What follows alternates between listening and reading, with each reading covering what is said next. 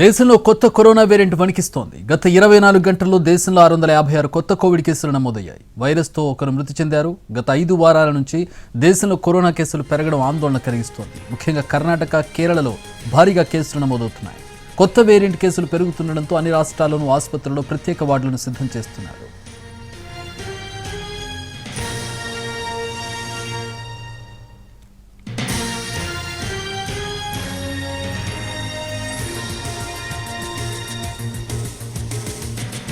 నెల్లూరు జిల్లాలో కరోనాను ఎదుర్కొనేందుకు జిల్లా అధికార యంత్రాంగం విస్తృతంగా ఏర్పాట్లు చేస్తోంది. ప్రభుత్వ సర్వజన వైద్య కళాశాలలో ముందస్తుగా ప్రత్యేక వార్డును సిద్ధం చేశారు. కరోనా రోగుల కోసం ప్రత్యేకంగా ఏర్పాటు చేసిన ఆక్సిజన్ ప్లాంట్కు అవసరమైన మరమ్మతులు చేసి సిద్ధంగా ఉంచారు. అవసరాలకు అనుగుణంగా ప్రత్యేక సిబ్బందిని కూడా నియమించేందుకు ప్రణాళిక రూపొందించారు. పూర్తి వివరాలు మా ప్రతినిధి అమర్ అందిస్తారు.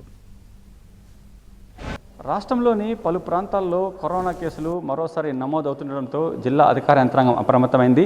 కేంద్ర రాష్ట్ర ప్రభుత్వాలు ఇస్తున్న మార్గదర్శకాల ప్రకారం ఇక్కడ అన్ని కూడా ఏర్పాట్లు చేస్తున్నారు. ప్రధానంగా మనం ప్రస్తుతం నెల్లూరు ప్రభుత్వ ఆసుపత్రిలో ఉన్నాము. ఇక్కడ కరోనా కోసం ప్రత్యేకమైన వార్డును కూడా సిద్ధం చేశారు. అంతేకాకుండా కూడా రోగులు వస్తే వారికి చికిత్స అందించేందుకు కోసం ప్రత్యేకమైన మౌలిక సదుపాయాలు కూడా ఏర్పాటు చేశారు.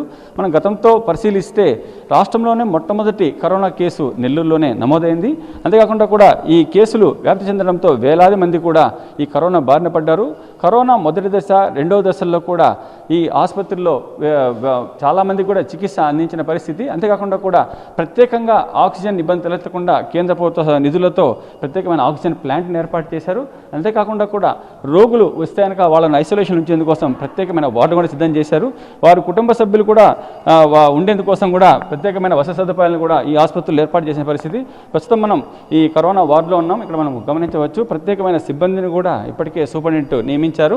వాళ్ళందరికీ కూడా డ్యూటీలు కూడా వేశారు. అంతేకాకుండా కూడా ఎవరైనా కానీ కరోనాకు సంబంధించి ప్రాథమిక లక్షణాలను గుర్తిస్తే వెంటనే చికిత్సలు చేయించుకోవాలని చెప్పి కూడా అధికార యంత్రాంగం వారిని కోరుతోంది.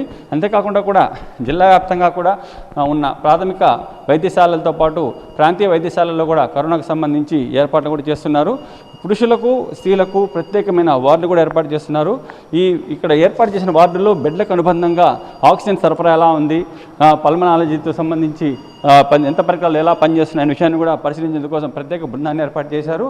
ఈ బృందం అంతా కూడా ఈ ప్రాంతాన్ని అంతా పరిశీలించి అన్నింటినీ కూడా పరిశీలన చేస్తున్నారు. అంటే రోగులు ఒకవేళ వచ్చినట్టయితే ఎవరికి ఎలాంటి ఇబ్బంది కలగకుండా ఉండేందుకోసం ఏర్పాటు చేస్తున్నారని చెప్తున్నారు.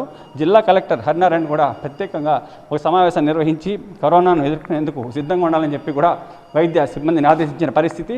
మొత్తం మీద నెల్లూరు జిల్లా అధికార యంత్రాంగం కరోనాను ఎదుర్కొనేందుకు సిద్ధంగా ఉందని చెబుతున్నారు. వీడియో జర్నలిస్ట్ ప్రదీప్తో అమర్, ఎన్టీవీ.